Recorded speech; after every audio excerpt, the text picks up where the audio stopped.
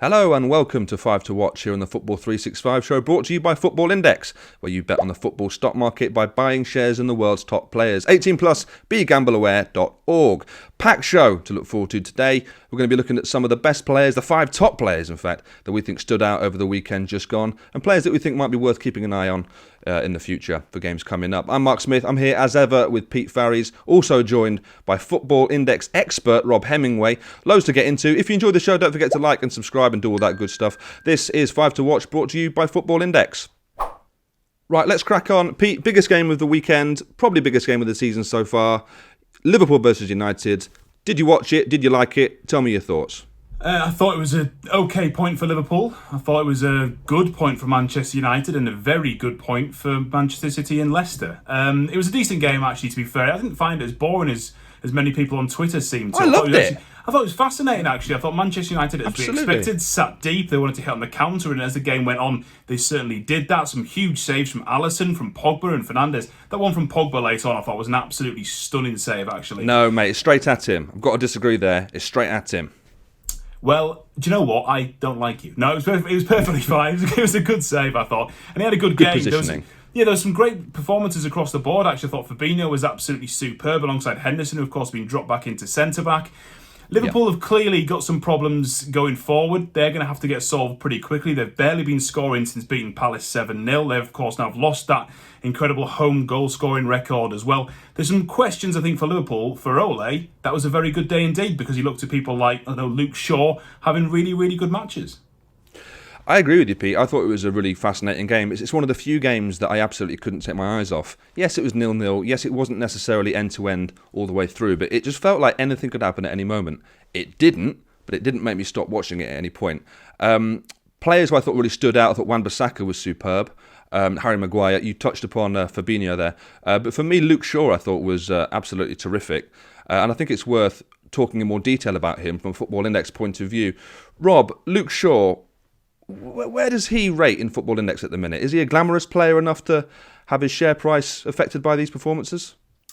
Yeah, he's at a bit of a crossroads, I think, not just in his footballing sense, but on Football Index. I think he's someone who's trading at a fairly low sum. He was well under £1 at the moment, and I think he's one of those players that you're never quite sure which way he's going to go. I think Ole Gunnar Solskjaer seems to play him in most of the big games. I think he trusts him certainly a lot more than Mourinho did. But I think he's also got the likes of Telles coming up behind him, who actually I probably prefer from a Football Index standpoint. He came from Portugal as with the Noma of the assist king, and I think he's right, and the free kicks, of course. Yeah, exactly. And he's only been at the club a short time, so I wonder if he'll in the end usurp Shaw, which might affect his Football Index price.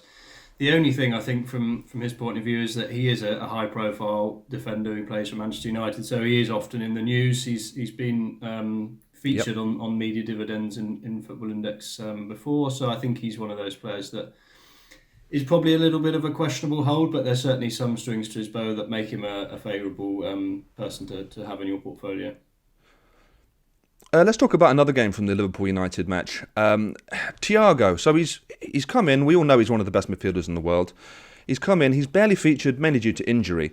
In fact, the game against United was his home debut, believe it or not. But for about 25-30 minutes of that first half, he looked absolutely imperious, didn't he? How's he looking in Football Index? I think he, as you say, he struggled to have an impact yet, but obviously is as a result of the injury. He's not a prolific goals and assists man, which is typically what you'd want on Football Index, but that doesn't prevent him from being that sort of passing metronome that you say he was on against United, and I think that does play in his favour. Aside from having goals and assists, Football Index's matchday dividends also reward things like key passes, indeed even passes. So, if the more influential he is in the middle, the more likely he is to be in contention for those. And obviously, because he's a big player for Liverpool, he's going to be in the news a lot, which will make him a good prospect for Football Index's media dividends. Absolutely, yeah. And also just a wonderful player to watch. Let's move on then. I want to talk about Leicester City against Burnley. Pete, Leicester, I mean, the whole narrative for the whole week was United versus Liverpool, first against second. Wow, this is great. And then Leicester come along and spoil that party. And they spoil it by playing brilliant football, ruthless, against a side in Southampton that we know are very, very good. It was never going to be a 9-0 again, but it was certainly a game that was very heavily weighted towards the Foxes. I am stunned by Leicester consistently because they did struggle a little bit after winning the title. You'd expect that. You really would expect that. But their transfer policy since then has been absolutely incredible. They've signed great player after great player. Long-term buy after long-term buy, looking at getting in cash when they sell those players.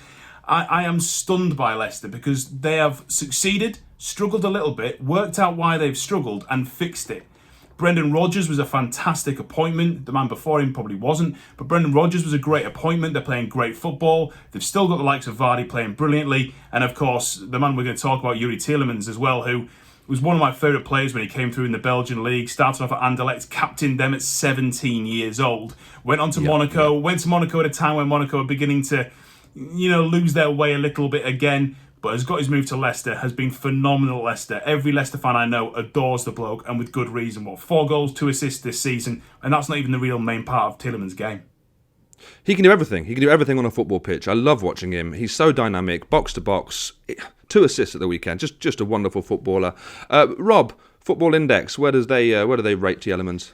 Yeah, again, he's not one of those players that's right at the top of the charts. He's trading under £1. Well, he should be, Rob. He should be. He arguably should be, and I'll tell you why.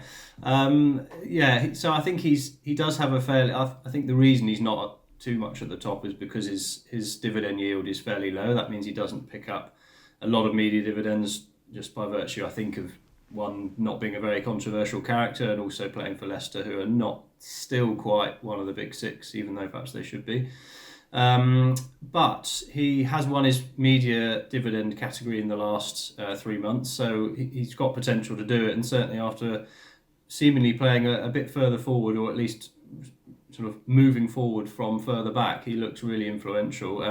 I do just wonder whether there are other candidates for Leicester who are better placed on Football Index. James Maddison. Okay, James Maddison's one. He's priced a bit higher, but equally, you do get a bit more bang for your buck with his goals and assists, and he's got 5 goals and 4 assists in 16 league games this year. So, and he's a great interviewer as well. Is, great to hear him chatting after the game. The that should take his media. Yes, love the celebration. That should ramp his price up, no problem. Right, let's move on. Pete, let's talk about Hugo Lloris. Spurs went to Sheffield United and won pretty comfortably, really. Lloris, one of the few keepers to not keep a clean sheet against Sheffield United, and yet here he is in our list. Why is that? Because Spurs still have one of the best defences in the league. Going into the weekend with the joint second best defence, only Manchester United having conceded less. Hugo Lloris has got 17 goals he's conceded in the league this season, but also, and Rob will take you through this more, he is being linked again and again with a move. He and Mauricio Pochettino are very, very good friends. Pochettino himself has come out and said, I think I'd quite like to be reunited with a very good mate of mine. And also with Lloris, you don't want to say he's improved because he's well into his 30s, but you think about 2 years ago, that stupid mistake against Southampton, that whole run of horrible mistakes. I don't really remember the last massive Hugo Lloris mistake. I just don't remember it. So all of a sudden, I think we're getting a guy who is maybe settled a little bit more mentally as well as in his game. Whether he leaves or not, well, that could also be tasty for you, I think. Yeah, it also helps that in front of him in the game against Sheffield United, he had Davinson Sanchez, who looked absolutely imperious, and Joe Rodon, who looks like a real snip of a signing. And Mourinho's his boss, so your defence is always going to be better, isn't it? Yeah. It's as simple as that, isn't it, Pete? Rob, Hugo Lloris. Now, with goalkeepers and Football Index, is there much movement in this? How does it work? Who's the top-ranked goalkeeper on the platform? Well, you probably have to look no further than Manuel Neuer, mainly because he just cleans up on dividends by virtue of being... Quite literally sweeps up. Exactly, very nice. Just by virtue of being in a Bayern side that just win all the time and don't concede many goals. So he's more often than not been in the team of the month, which is Football Index's way of rounding up the best players of the month and then paying out on however many shares you hold. So he often does that. I think Lloris is one of those guys as well who's, again, in a team that doesn't concede an awful lot. He's a pretty low entry point. He was kind of around 30p at the last look. And he has actually got a dividend yield of 12% over the last 12 months. So he is someone who does pick up those dividends across games that he plays in. He plays every game. He's very reliable, as Pete says. And he plays for Mourinho, so what more could you want? But I suppose the only... But if you see If there is a goalkeeping error, a howler, do you see an instant reaction in the market? Hard to say. I mean, sometimes the dividend scores will update live, so people can see kind of what impact people's actions are having in the rankings.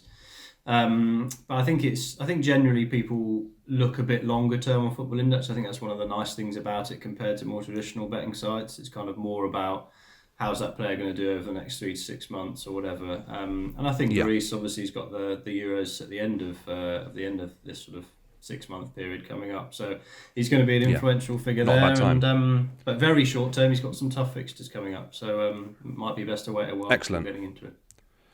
So you buy or sell quickly, one word. Buy. Easy. Right, Pete. Let's talk about West Ham versus Burnley. West Ham has sold Sebastian Haller. Some fans think that was overdue. Should have happened a little while ago, even though he's only been there 10 minutes. Michail Antonio, though, is back. He's fully fit. And West Ham are climbing the table. They're joint on points now with Chelsea and Southampton, two teams we've raved about at various points this season. But against Burnley, I thought they just ground it out. They ground it out. And, I mean, how often do we say with West Ham, they were bombastic and they destroyed their opponents with fluent, attractive football? It doesn't happen. Of course they ground it out. It's West Ham. It's David Moyes. But Moyes is doing yet again a very, very good job. You know, they got their first win of the season when he wasn't actually at the club. He was obviously in quarantine at that time. But since then, they've carried on looking really, really good. Antonio started the season brilliantly as well. And, that's what's interesting about Antonio. You've mentioned there. 3 goals in the opening 6 games, then loads of injuries. He comes back, he scores the winner against Burnley. A Burnley side who was starting to improve a little bit as well. West Ham are safe. There is no question in my mind now. West Ham are safe. They've shown they can grind it out. They've shown they can be ruthless. The problem with West Ham is, what is our long-term project? Why are we doing this? Because ultimately, they spend money on Haller. It doesn't work. I think he was the right signing. It just didn't work. So what do they do? How do they take the club to the next level? And with West Ham, you always feel that they just have no idea how to. Yeah, you feel like it's at their ceiling at the minute. Rob, Michail Antonio, he's one of a few West Ham attackers that I like the look of, I've got to say. I think Ben Rama is a player who I really admire, having seen a lot of him in the Championship. They've got the likes of Lanzini, they've got Yarmolenko. But Michail Antonio probably is the jewel in the crown, isn't he, still? Yeah, I think so. He's just signed a new deal with the club. And I think he's definitely, as Pete says, Haller leaving, he's kind of seen off the competition despite being injured. I would say is, from a Football Index perspective, you do want your players and holds to be playing all the time, and I'm not sure Antonio is. I guess the question is he physically malleable enough to kind of go through 2 games a week for the rest of the season? Yeah. I don't know, remains to be seen. There might be an element of that in his buy price, which again was hovering kind of around 30-40p of late, and I think that's a result of his dividend yield as a result of that price is quite high, 32%, so very attractive. However, I just wonder whether, is he going to be able to last during all these games and sort of whether in a highly intense league. It's always an issue, isn't it?